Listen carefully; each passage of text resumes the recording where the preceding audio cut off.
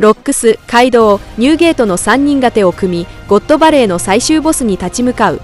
皆さんこんにちは、私はシレンナです。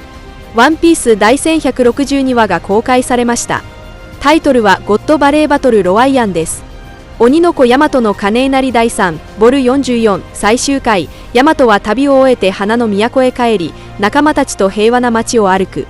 錦右衛門はヤマトが連れ帰ったウルティを見つめている。仲間たちはルフィへ無事の知らせを送る。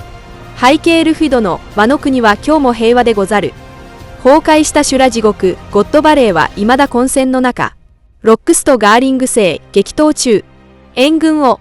島の東から攻め入ったロジャー海賊団と西から進むロックス海賊団が町の中心で正面衝突。ロックスは仲間から離れ、神の騎士団と交戦中。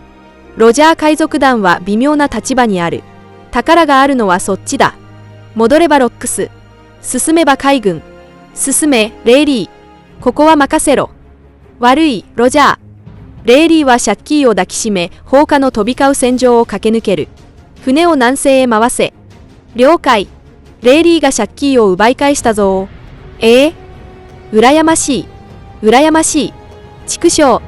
レイリーを討ち取ってシャッキーを奪え。ダメだバカ野郎。そんなことしたらシャッキーを傷つけちまうだろ。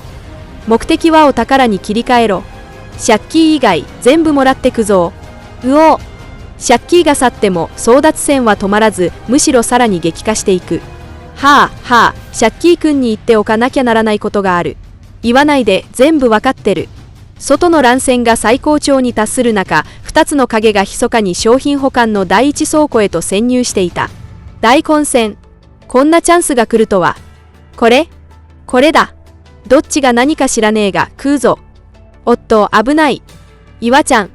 リンリンが突然現れ、イワンコフの手からウオウの実を奪い取る。そっちもよこしな。食え。クマ、考えるな。そいつを食って。リンリンは一歩遅れた。しかしその一瞬の差が無数の人々の運命を変えることになる。助かれ、クマ。一人でも助かりゃ。ボレたちの勝ちだ。町の中心では各勢力の海賊が財宝をめぐって大乱戦を繰り広げ、戦況は白熱の極みに達していた。島は大混乱。海賊たちの戦場に。撤退か打破かご判断を。うわぁ。海兵たちは吹き飛ばされ、もはや制御不能。その混乱の中、ガープと副官ボガードが凄惨な戦場を突き抜け、ガープは伝々中を通じて戦国へ怒りをぶつけていた。おい戦国、お前これ知ってたのか。確かそんな迷い源を訴えて海軍から消えた男がいたな。俺が夢でも見てんじゃねえなら現実だ。一方でロックスは妻子を救出したが、後方の敵が相当手強い。死なねえのかあいつら。ジーベック下ろして。あんた片手であいつ追い払えると思ってんの。逃げるしか手がねえ。追いつかれたやつら全員があの姿に。待てよジーベック。なんだありゃ。誰かの能力か。親父ババア。一体どうしちまった。最も親しい者たちが下の悪魔と化し、デイビー一族は人間地獄に引きずり込まれ、この悪魔軍団を指揮しているのはまさに2人の神の騎士だった。さすがに強いな。奴に切られた傷は再生に時間を要する。だけどあいつがデイビーの一族と分かった。仕留めれば御体はさぞ喜びに。ああ、ゲームは壊されたが、むしろ幸運。下ろして、ジーベック。いいよ、エリス。デイビーと名の付く者が、万が一にも捕まれば、地獄をぬるいと思うほどの苦痛を味わうことになる。わかってる。私だってもう立派にデイビーの一族。海賊だった私なんかに、みんな優しくしてくれた。一族の運命はよく理解してる。だから、下ろして。おい。エリスは強引に振りほどき、ティーチを抱きかかえて一緒に地面に落ちた。私が子供一人守れず、あんたにすがりつくような女なら。あんた、私に惚れてないよね。バカ野郎。もし捕まりそうになったら、私はティーチを殺して自害する。それぞれで生き延びて。ルルシアでまた会おうよ、ジーベック。エリスは会合の場所を後にし、ティーチを連れて先に去った。これでロックスはついに全力で戦えるようになった。ついに妻子を手放したか。さてどう攻めるか。なんで俺が救われてんだか。ロックスは両手で西洋剣を掲げ、地面に向かって豪快に振り下ろした。その巨大な斬撃の威力は驚異的で、島全体を貫いただけでなく、ゴッドバレーまでも震わせた。ロックスの一戦が天を割り、退路を断ち、追っての進撃を止めた。この先の侵入は遠慮願う。かかってこい。化け物とも。ジーベック。エリスは足を止めることができなかった。幼いティーチは振り返り、父の姿が戦火の中で徐々にぼやけていくのを見つめた。商品を保管する第一倉庫で、リンリンは勝利の喜びに浸っていた。まははははは。これで十分。うおおのみだ。片栗に食わせよう。未来の俺の海賊団は強大な力を。リンリンが得意になっているその時、背後から遠く迫る影にみじんも気づかず、顔面に一撃の棍棒を受けて吹き飛ばされ、手にしていた果実も同時に引き飛ばされた。カイドウの視線はすでに宙に浮かぶウオオの実に釘付け家だった。まるで何らかの意志に呼ばれたかのように、彼は躊躇なく跳躍し、空中でその果実を一口で飲み込んだ。リンリンが重く地面に叩きつけられると、果実争奪戦にもついに幕が下りた。彼女はカイドウが満足げに果実を貪るようを見て怒りで歯ぎしりした。覇気だけが全てを制するなどの体現相互は空論に過ぎず、口に入るものこそが現実だ。てめえ、カイドウ。はあ、お前は死なせないぞ。はあ、あんただけは死なせないからね。はあ、ティーチ。この人間の地獄で赤髪と黒ひげという2人の子供たちはそれぞれ特別な運命を背負っていた。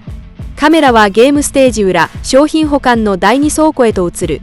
財宝発見。うおー。天竜人が運び去る間もなく残された財宝は、すべてロジャー海賊団の戦利品となった。見たことねえレベルの金品。うひゃー、悪魔の実もあるぞ。全部運米。渡すか、ロジャー海賊団。海賊たちを島から出すな。常識のネジが飛んだ島に正義とは？一部の民間人が幸運にも地獄から逃れ、海岸に停泊する軍艦を見つけ、救われたと信じた。世界政府の海軍。頼む。逃がして。海軍はゴッドバレーが世界政府非加盟国であることを理由に直接砲撃を開始した。こんなかわいそうな人たちを一人でも多く救いたい。五老星サターン星は今しがた命知らずのバッカニア族の小僧に逆らわれたが、振り返るとすぐに高所に戻り、戦場の状況を観察していた。すると、ある声が脳裏に響いた。サターン、ロックスは死んだのか？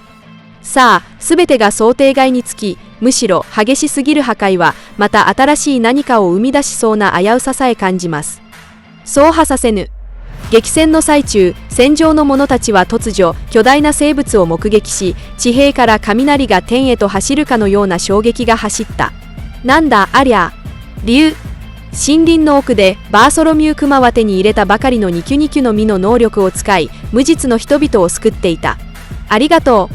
ありがとう。クマくん、君は。お礼なんていい、急いで。ここ以外なら、どこでも天国だ。もう。生きることを諦めてたんだ。ありがとう。ありがとう。ありがとう。人々の真摯な感謝の声の中、その優しく巨大な手のひらは彼らを一人ずつ海の彼方へ送り出した。バーソロミュークマはその行為で解放の手の伝説を紡いでいる。その様子にそばにいたジニーは涙を流した。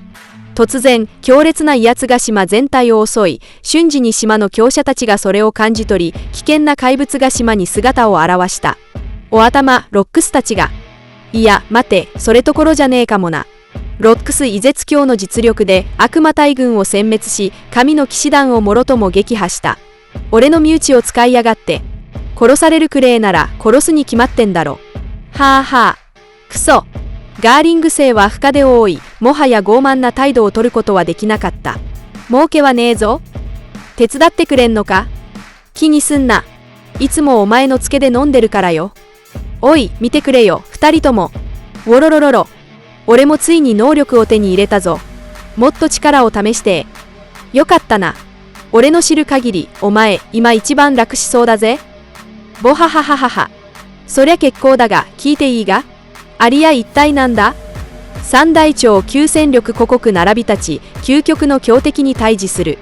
ギュキーと呼ばれる巨体の怪物が戦場の中央に降臨し、その頭上にはさらに一人の謎めいた人影が浮かび上がり、身を震わせるほどのこわるべき気配を放っていた。サターン星。何ですかその姿。うわあ、怪物。さすがに夢だろ。なんだこの島。なんと偉大なる冒険の日々。俺はまだまだ無知だ。あれが何かって？そうだな、さしずめ、あれは世界。編集コメント、胎児。以上が今回の動画の内容です。最後までご視聴いただき、本当にありがとうございます。